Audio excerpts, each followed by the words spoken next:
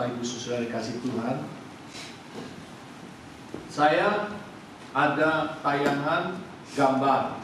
Nah, saudara lihat nanti ini yang mana kanguru, yang mana yang wallaby. Jangan bisik-bisik di sebelahnya. Cuman hari ini nggak ada coklat. Biasanya kan kalau ada yang bisa menebak betul dikasih coklat, tapi saya nggak siapin coklat. Tapi nanti ada di sana Ibu Riana udah masak makanan sip istimewa hari ini. Amin. Jadi semua kebagian makanan enak. Tapi kita mau lihat sekarang mana kanguru, mana wallaby. Yang setuju sebelah kiri. Jadi kalau saya ngerti sebelah kiri saya ini itu kanguru atau wallaby. Yang setuju wallaby angkat tangan. Nah, Pak Roy satu. Yang lain? Kanguru. Kanguru. Easy. Berarti Pak Roy salah. Pak Roy cuma tahu yang nama semen, jiprok, tahu lebih nggak bisa dibohongin ya. Tapi saudara kita lihat mirip ya. Yang sebelah kanan itu wallaby. Saya juga waktu pertama kali datang ke Australia, saya bingung saudara. Semuanya mirip. Apalagi kalau lagi baby lebih susah dibedakan. Mana itu kanguru, mana itu wallaby. Tetapi kalau sudah mulai besar seperti saudara lihat sekarang, ya kita bisa lebih jelas lihatnya. Kenapa? Dari mana kita bisa tahu? Kalau kanguru, tangannya lebih panjang, betul. Ya kan? Dua-dua ada kantong. Dua-dua ada kantong, ya. Apalagi cirinya? Mukanya lebih panjang kayaknya. Mukanya lebih panjang ya? Wallaby dengan kanguru. Kanguru lebih panjang. Wallaby lebih panjang. Kayak gitu ya? Iya. Iya kali. Jadi ke bawah. Jadi ke bawah. Jadi dia suka marah-marah, jadi panjang mukanya. Wallaby lebih gendut. Wallaby lebih gendut, kalau itu lebih besar. Tapi bentuk tubuhnya ya, kalau kanguru lebih besar, wallaby lebih kecil. Ya, ya nanti saudara, Pak ini udah lagi ada ini, tapi belum dibicarakan sih. Pak Wanto lagi ada punya inisiatif kita supaya kebersamaan dengan jemaat. Kita mau jalan-jalan 3 bulan sekali, kita pergi kemana, 3 bulan sekali kemana. Kita namanya grup walk. Lihat wallaby. Saudara kita mau jadi grup walk, GGIC walk. Walk tuh apa? Jalan-jalan gitu maksudnya. Kalau bahasa Inggris jalan-jalan tuh apa sih? Nggak ada kan ya, walk aja dah. Jadi walk ya, grup walk kita bisa mau pergi kemana. Nah Ibu Loni katanya ada usulan. Kemana Ibu Loni? Kokotu Island. Kokotu Island ya, Kokotu Island ya. Jadi kita mau jalan-jalan ke situ. Nanti kita akan happy, kita sama jemaat. Kita mau lebih dekat satu sama lain ya. Nanti 3 bulan lagi kita pergi kemana lagi? 3 bulan kemana lagi?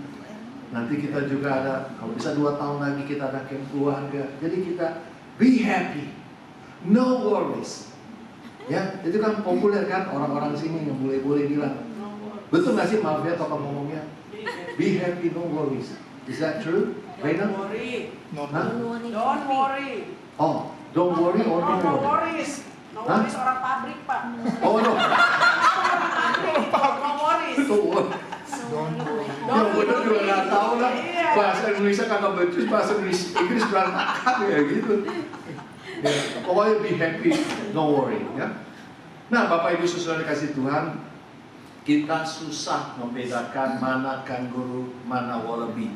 Kalau nggak benar-benar kita perhatikan, kita susah membedakan. Itu kita sama, kita temukan dalam gereja juga seperti itu. Kita seringkali sulit membedakan mana sih orang yang sungguh-sungguh Kristen atau Kristen sejati dan mana yang nggak sungguh-sungguh atau yang cuma ikut-ikutan tapi bukan Kristen, cuma simpatisan. Kalau saya bilang bukan orang partai, cuma relawan, ya, cuma ikut-ikut aja, tapi dia nggak ikut partai manapun. cuma nyeneng-nyenengin, be happy aja, tapi tidak sungguh-sungguh percaya kepada Tuhan Yesus. Nah, di dalam perjalanan misinya, Paulus ketemu nih sama beberapa orang murid di kota Efesus. Dan mereka ini belum sungguh-sungguh menjadi orang Kristen sejati. Mereka itu siapa? Mereka adalah orang-orang Yahudi yang hanya menerima baptisan Yohanes, dan mereka belum pernah menerima baptisan di dalam nama Yesus. Nah, saudara, kalau kita pelajari lebih dalam, mengapa mereka itu hanya menerima baptisan Yohanes dan belum menerima baptisan dari Tuhan Yesus, maka kita bisa lihat dua hal. Pertama, kemungkinan mereka itu adalah orang-orang yang bertobat dan dibaptiskan oleh Yohanes Pembaptis, lagi Yohanes Pembaptis belum dipenggal kepalanya. Ya, karena memang Yohanes Pembaptis akhirnya mati, dipenggal kepalanya oleh Raja Herodes. Tetapi sebelum dia mati, ada orang-orang yang banyak sudah dibaptis, orang-orang Yahudi. Jadi itu yang pertama. Yang kedua, mereka ini adalah para pengikut ajaran Apolos dari Alexandria, atau grupnya Apolos dari Alexandria, yang juga secara teologis belum sampai kepada tahapan pengenalan akan Kristus. Oleh sebab itu Apolos pernah dibimbing oleh Priscilla, Aquila, lalu dengan Paulus. Jadi mereka, saudara, hanya menerima baptisan Yohanes, dan mereka belum pernah menerima baptisan di dalam Kristus Yesus. Lalu sekarang apa bedanya? Apa perbedaan? Bukan kangguru dan walabi, tapi apa bedanya baptisan Yohanes dengan baptisan Yesus Kristus? Apa bedanya? Nah, baptisan Yohanes itu baptisan pertobatan. Hanya sampai pada pertobatan yang dilakukan oleh Yohanes Pembaptis atau diajarkan oleh Apolos, sampai sedemikian, hanya berupa pembasuhan, penyucian dari dosa, seperti yang juga pernah dilakukan di dalam Perjanjian Lama, yaitu Nabi Elisa terhadap Naaman. Pernah kan suruh mandi 7 kali, ya kan? Mandi sungai. Nah, seperti itu, saudara, pembasuhan. Jadi arti makna dari baptisan Yohanes hanya berhenti kepada pembersihan atau pembasuhan atau penyucian dari dosa, dan belum sampai kepada baptisan yang akan dibaptiskan dengan Roh Kudus. Itu belum. Lalu mereka yang menerima baptisan Yohanes ini sudah menjadi orang Kristen sejati belum? Tadi saya katakan belum. Ya, belum menerima baptisan Yesus Kristus, belum menjadi orang Kristen yang sungguh-sungguh. Karena apa, saudara? Karena mereka belum dibaptiskan di dalam nama Allah Bapa, Allah Putra, dan Allah Roh Kudus. Jadi selama mereka belum dibaptiskan di dalam nama Allah Bapa, Putra, dan Roh Kudus, itu artinya belum sah menjadi milik Tuhan Yesus, dan itu artinya belum menjadi orang Kristen sejati. Nah, sekarang saudara, kita bisa bedakan nggak? Orang Kristen sejati itu seperti apa, dan belum sungguh-sungguh Kristen itu seperti apa? Kalau kita teliti dengan baik, saudara, maka Alkitab sudah menjelaskan orang Kristen sejati itu seperti apa. Yang pertama, tidak cukup bertobat dari dosa. Kalau hanya bertobat dari dosa, belum Kristen.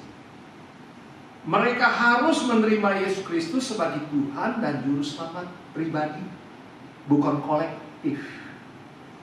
Jadi ngaku iman Kristen rame-rame, itu nggak bisa.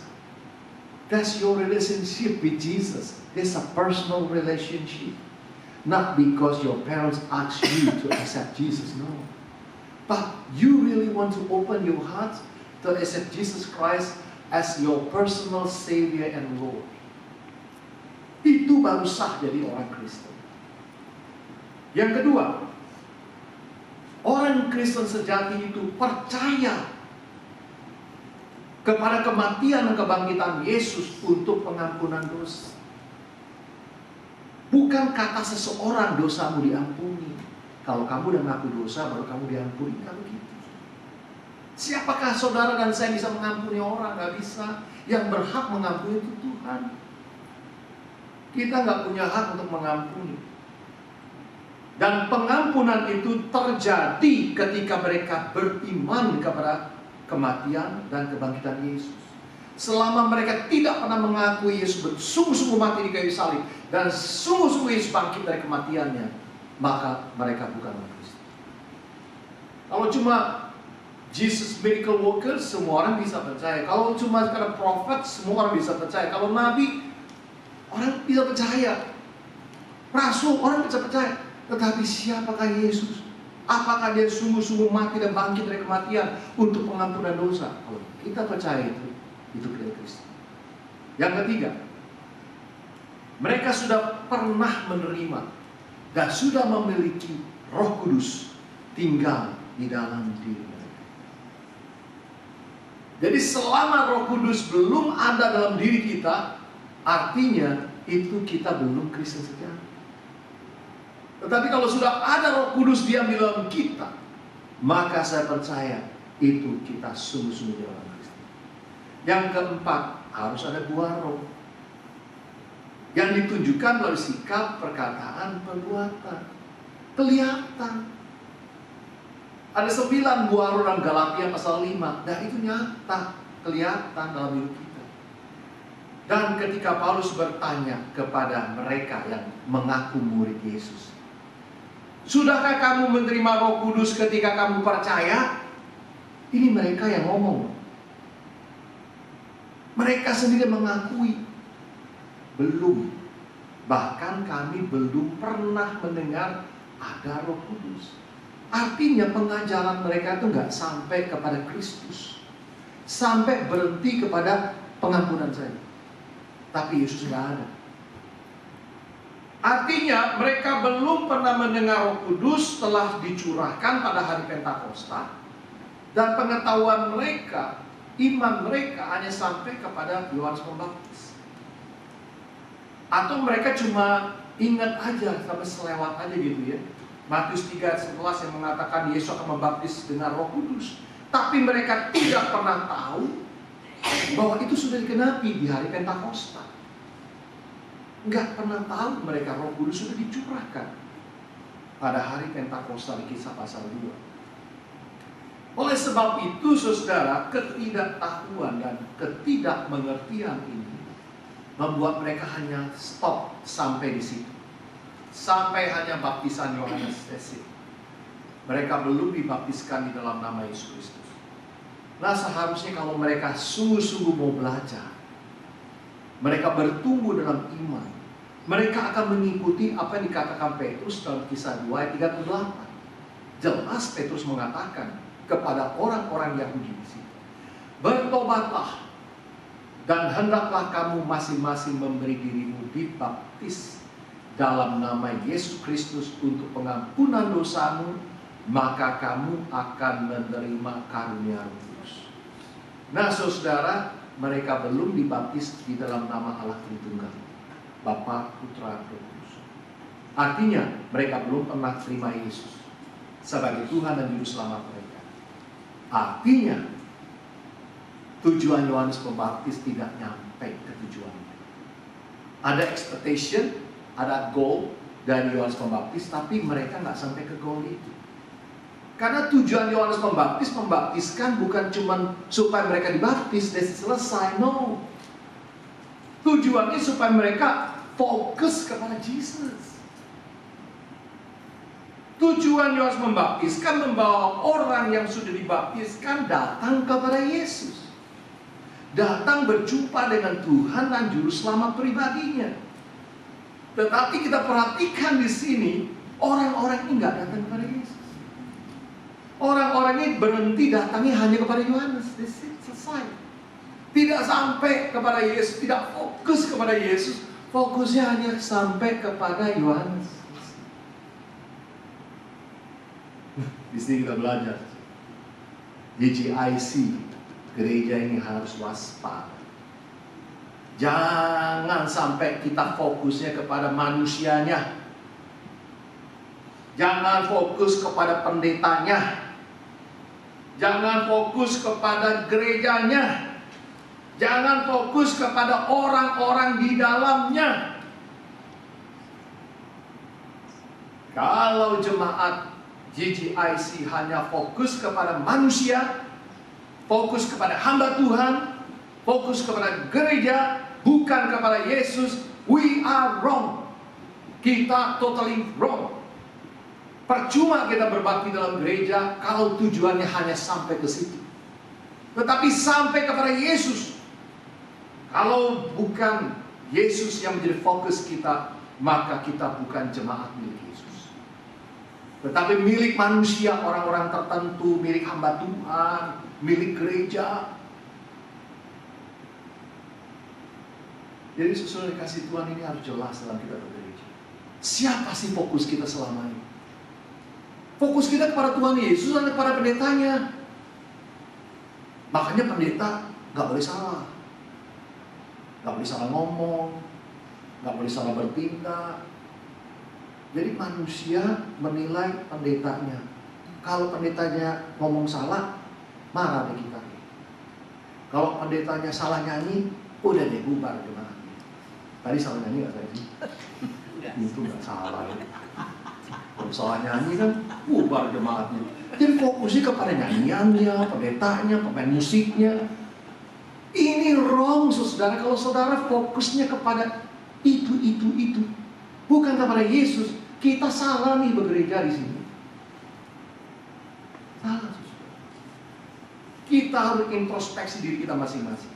Apakah kita fokus kepada Tuhan Yesus pada saat kita datang ibadah? Apakah kita fokus kepada Tuhan Yesus saat kita melayani?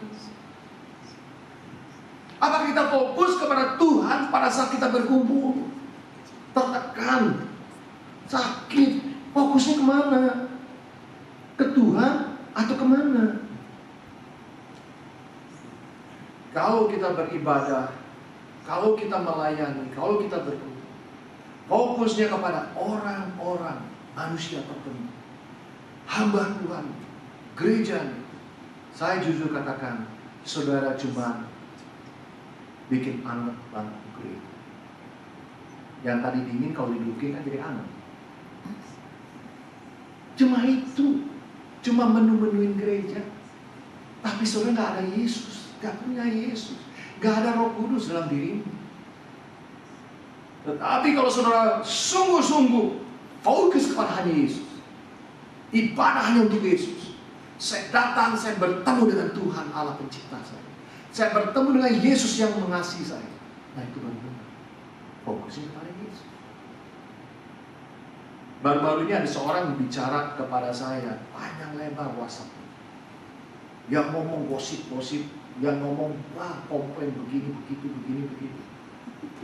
Dia komplain bukan sama saya sih, sama orang tertentu di jemaat juga. Dia marah tuh sama orang-orang tertentu.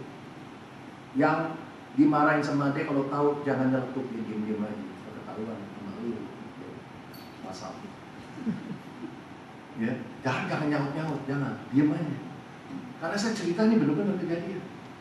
Dia kesel sama orang gereja. Bapak tegur itu orang. Kakak bener itu orang, begini. Wah cerita panjang lebar sama saya. Saya males ya ngomong kayak gitu. Ya, teks sampai tengah malam, udah ke pagi. Aduh, saya baca itu males panjang. Banyak bener, tapi isinya komplain semua. Akhirnya saya matiin aja deh. Mau tidur nih, udah malam. Besok aja deh jawab. Besok saya bawa, iya, tolong diberesin dengan orangnya. Saya kasih tangan berdoa. Tambah marah, kan Bapak sebagai gembala. Masa Bapak nggak ambil jemaat? Malah dia marah-marah sama saya. Udah, kok jadi marah gue ya? Ya udah deh, biarin aja deh. Saya kasih berdoa lagi tangannya.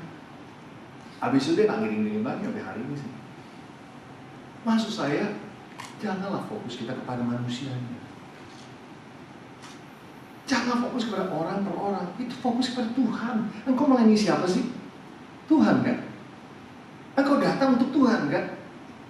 Ada orang yang kau sebeli datang ke gereja itu, datang aja. Memang kenapa? Memang gereja itu kan milik publik, siapapun boleh datang.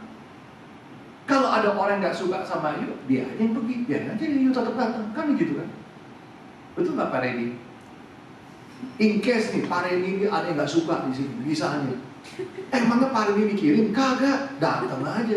Para orang yang semua Pak Redi yang gak mau datang, betul gak Pak Redi? Tetap aja datang. Ini saudara, kita fokusnya jelas kepada Tuhan Yesus. Kalau saudara melayani, fokusnya kepada manusia, saudara bakal kecewa. Percaya. Karena saudara tuh dealing sama orang-orang sakit. Saudara sakit, orang lain juga sakit. Sama-sama sakit. Ya ribut lah, gila sama gila, ketemu gila, ya semua gila. Betul nggak? Karena kita semua di sini tidak waras karena dosa kita. Kita dealing sama orang yang gak benar semua, orang rusak. Tetapi kita perlu Tuhan Yesus yang menolong kita. Di situ kita ada compassion. Kasihan deh lu. Kita doain orang itu. Kalau orang marah-marah sama kita, jangan dibalas. Marah lagi, tapi kita kasih. Betul nggak Pak Herman? Ya, kalau ada orang marah-marah sama Pak Herman, besok kirim kue dulu. Dikasih yang enak-enak begitu kan? Jadi kasih yang baik sama orang itu, jangan dibalas. Kalau dia masih marah-marah juga, kita ajak Yamca ke sebelah RSL. Betul nggak? Kenapa? Karena itulah balaslah kejahatan dengan kebaikan. Tuhan Yesus sudah ngajarin kita begitu. Amin. Kalau yang nggak bilang amin, tak urusannya sama saya entar. Kenapa saya bilang? Karena itulah firman Tuhan. Fokus kepada Tuhan, Tuhan ajarin apa sama kita? Kasihilah musuh. Berbuat baiklah kepada orang yang menganiaya kamu. Karena dengan demikian engkau sudah melakukan perintah. Itu ajaran Tuhan Yesus, bukan? Makanya saya fokus ke Tuhan. Jangan fokus ke manusia. Nah saudara, kalau fokus kita, pelayanan kita, hidup kita hanya untuk Yesus, maka fungsi baptisan kita sampai ke tujuan, yaitu kepada Yesus. Jadi Bapak Ibu Saudara, ini kita harus ingat dan terus ingat. Apakah sungguh Yesus menjadi fokus dalam seluruh hidup kita? Dalam bimbingan pernikahan, saya ngomong ke Rainer, saya ngomong ke Novia, saya ngomong ke Mavian, saya ngomong ke Kevin. Focus Jesus. Jesus is the center of your marriage. Jesus is the center of your life. Jesus is the center in your job, in every single thing that you do. Jesus is always number one. Nah kalau kita fokus semua ke situ, percaya nggak percaya, nggak usah suruh datang, orangnya mau datang sendiri ke tempat ini. Karena orangnya akan ketemu Yesus semua di sini. Lihat Ibu Loni, saya lihat Yesus. Saya lihat papa saya lihat Yesus. Setiap saya lihat orang di sini, saya ketemu Yesus. Coba kalau dia ketemu Lucifer. Lucifer, ketemu Lucifer semua di sini. Wah, gawat, pada nggak mau datang, saudara. Tapi kalau ketemu Tuhan Yesus, lihat senyumnya Ibu Vera, dia senang. Ada rasanya kalau lihat Ibu Vera. Kenapa? Senyumannya Tuhan itu teduh, saudara. Ibu Lisa, aduh lembut sekali ngomongannya. Ya kan? Kalau kita ketemu orang-orang yang seperti itu, nggak usah disuruh-suruh datang semua. Bapak Ibu Saudara, yang kedua, apakah baptisan dalam nama Tuhan Yesus? Ini formula baptisan atau tidak? Gereja Hamba Tuhan menganggap kata-kata dalam nama Tuhan Yesus itu formula baptisan, artinya harus diucapkan. Maka saya katakan itu salah. Perhatikan supaya kalau ngantuk-ngantuk nggak memperhatiin. Dua kesalahan praktek baptisan. Kalimat ini salah secara teologis. Pengertian Bapa, Anak, dan Roh Kudus itu tidak sama dengan Tuhan Yesus Kristus. Jadi kalau orang berkata, aku membaptiskan engkau di dalam nama Allah Bapa, Putra, Roh Kudus, nah itu Tuhan Yesus Kristus. Itu salah. Yang perhatikan, dalam nama Allah Bapa, Putra, dan Roh Kudus, yaitu Tuhan Yesus Kristus. Salah. Kenapa saya katakan salah? Karena memang hakikatnya sama, tapi mereka punya kepribadian berbeda. Allah Bapa sendiri, Allah Putra sendiri, Allah Kudus sendiri. Jadi yaitu Yesus Kristus. Salah. Allah Bapa nggak sama sama Yesus Kristus. Yesus Kristus juga sama dengan Roh Kudus. Tetapi Allah itu jadi satu hakikat yang sama, Allah Tritunggal. Dan kata-kata dalam nama Tuhan Yesus itu bukan formula baptisan. Ya. Dalam nama Tuhan Yesus itu artinya apa? Artinya melalui,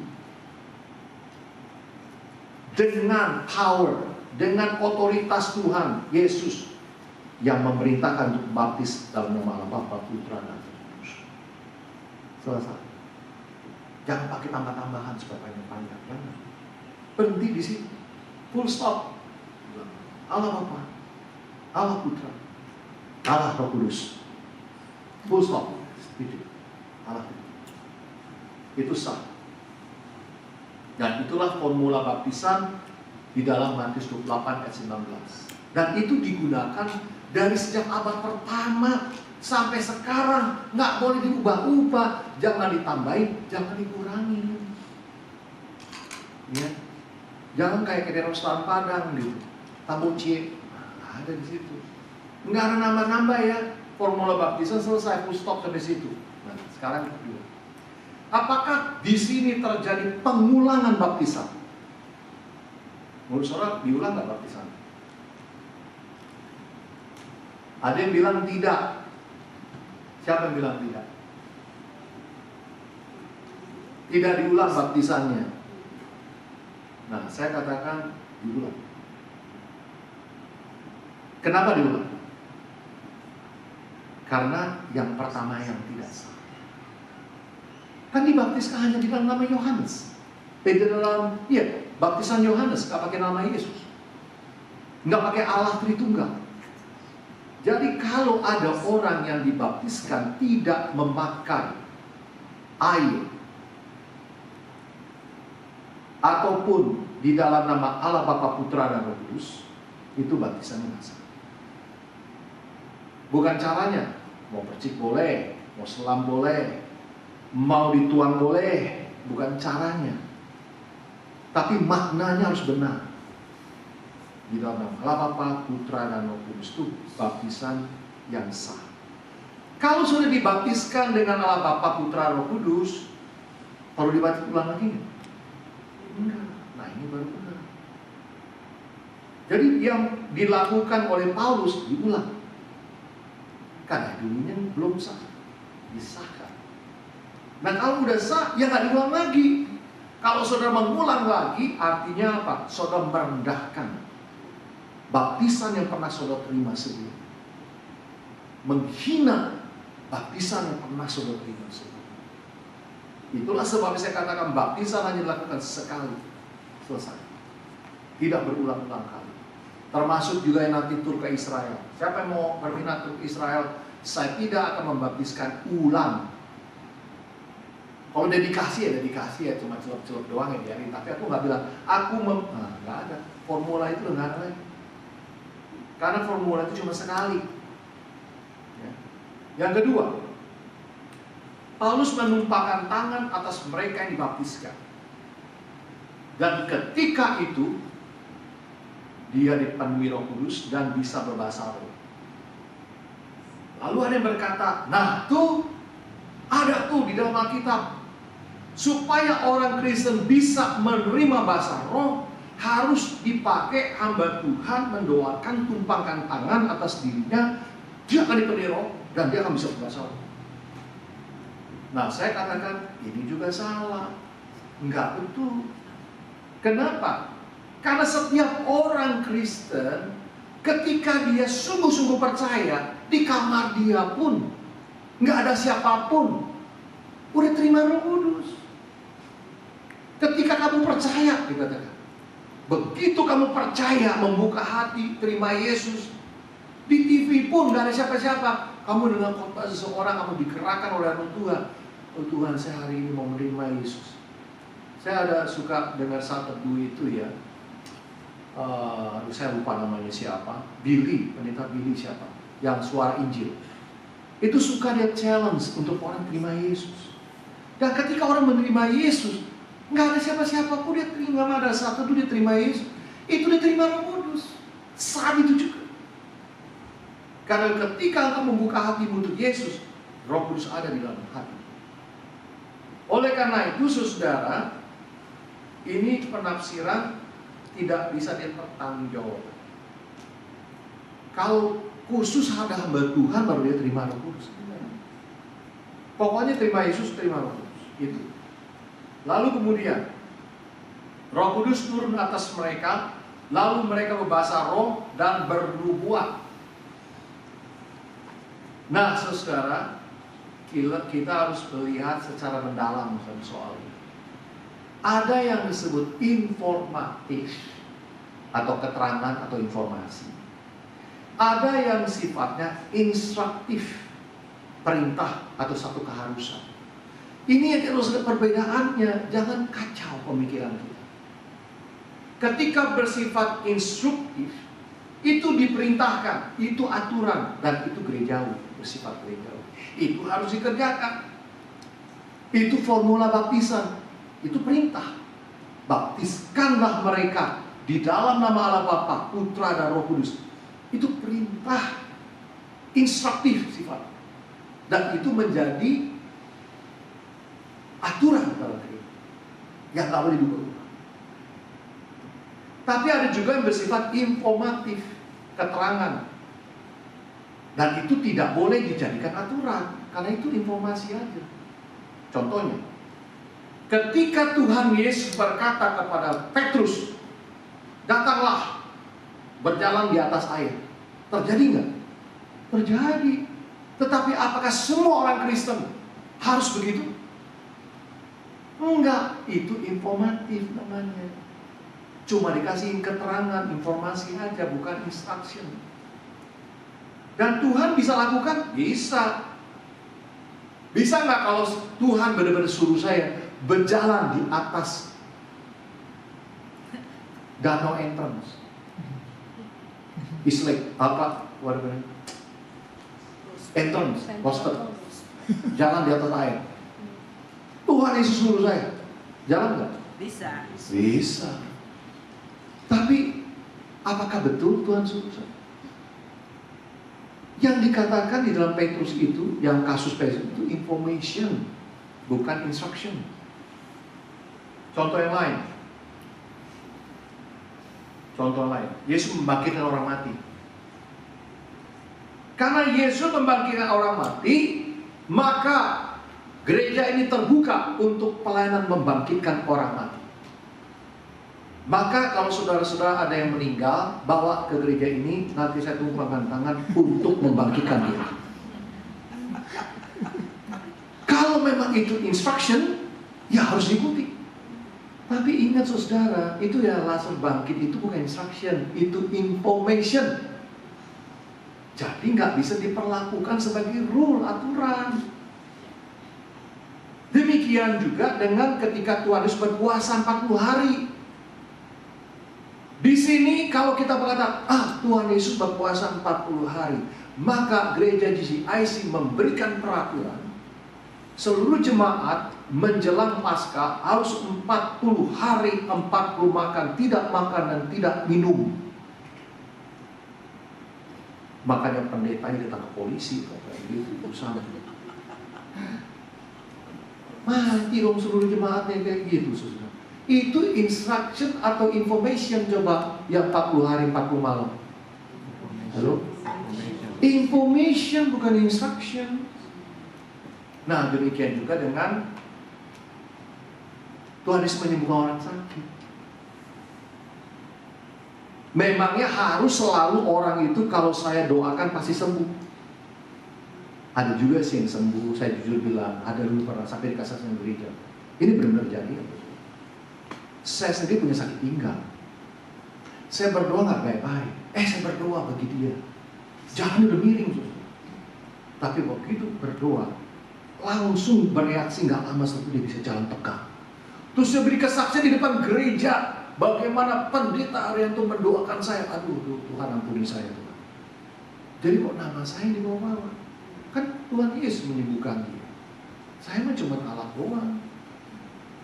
Jadi saudara, hati-hati. Kita nggak bisa, hanya Tuhan Yesus yang berkuasa menyembuhkan. Tapi ada nggak kesembuhan ilahi? Ada.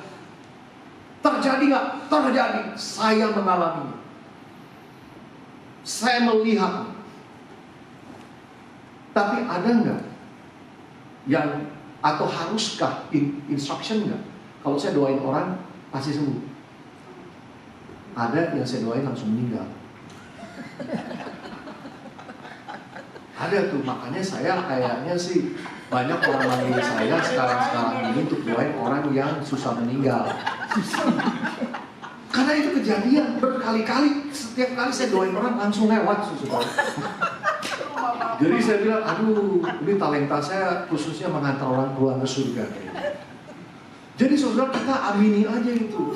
Jadi kalau saudara mau bawa orang sakit ke saya, saudara sudah siap belum? Siap mengantar dia pulang ke surga. Kalau saudara sudah siap, panggillah saya. Karena itu akan memang bereaksi cepat saudara. Tapi kalau sembuh belum tentu. Ada juga yang sembuh. Saya nggak bilang enggak loh. Tapi saya mengingkari kuasa Tuhan. Ada yang sembuh. Tapi kayaknya 80% pada meninggal. Jadi Bapak Ibu Saudara dikasih Tuhan, itu yang Tuhan kasih karunia. Tapi kalau Tuhan nggak sembuhkan, it's okay, nggak apa-apa juga. Itu kan nggak mengganggu iman saya juga sih. Dan tetap percaya Allah itu mengasihi kita. Nah, saudara, perhatikan di sini dengan menerima Roh Kudus langsung bisa berbahasa roh. Itu ada 3 kali kejadian. Kisah 2 ayat 4, Kisah 10 ayat 44 sampai 46, yaitu Cornelius. Lalu Kisah 19 ayat 6 yang barusan kita baca tadi. Nah, perhatikan di Kisah 2 ada 3 hal yang terjadi. Ada bunyi angin. Bunyi angin. Kemudian ada lidah api.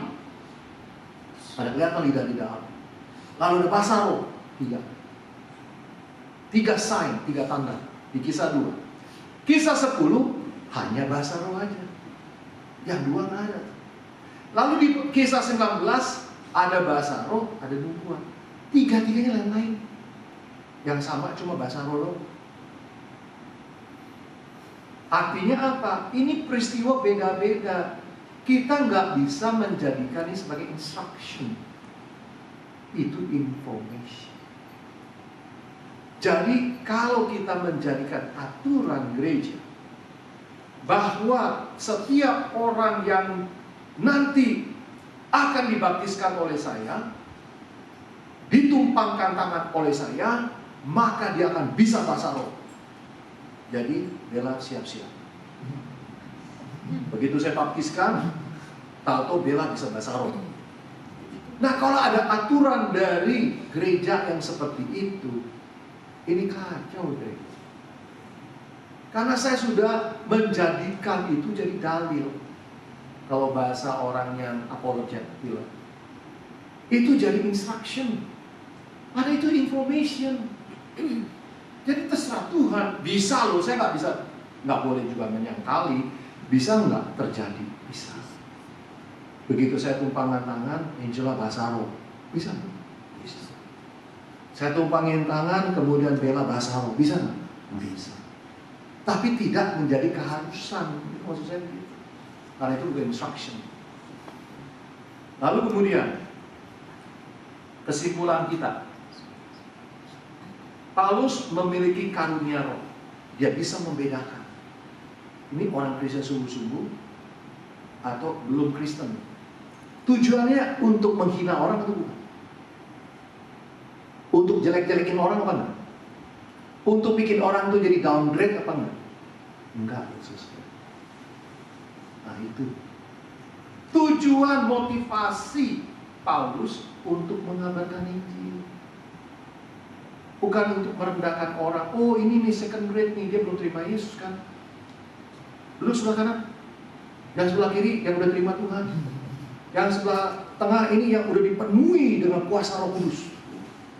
Dibeda-bedain duduknya. Nah itu kacau. Paulus gak pernah beda-bedakan orang. Dia terus mengabarkan Injil. Karena tidak semua orang yang katanya orang Kristen rajin ke gereja itu udah betul-betul terima Yesus. Mungkin ada di antara kita yang masih belum terima Yesus sebagai Tuhan dan Juru Selamatnya.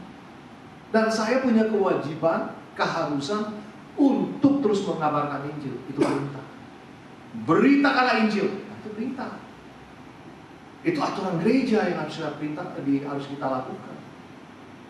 Bukan information, itu instruction. Beritakanlah Injil. Kasihilah sesama manusia. Itu perintah bukan?